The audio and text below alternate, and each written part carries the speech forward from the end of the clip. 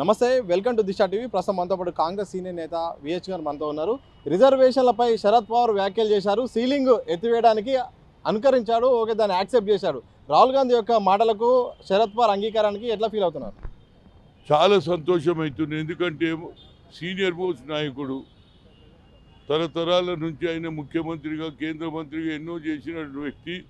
ఆయన కూడా మహారాష్ట్ర అటువంటి స్టేట్లో ఉన్నటువంటి ఎన్సీపీ నాయకుడు అన్నాడు, కులగన జరగాలి, సీలింగ్ ఎత్తేస్తా 50%, దానికి నా మద్దతు ఇస్తా, పార్లమెంట్లో బిల్లు పెడతా అన్నాడు. ఇంతకంటే సంతోషం ఏం కావాలి? ఆయనకు కూడా అర్థమైంది ప్రజల ఆకాంక్ష, ప్రజల ఆలోచన.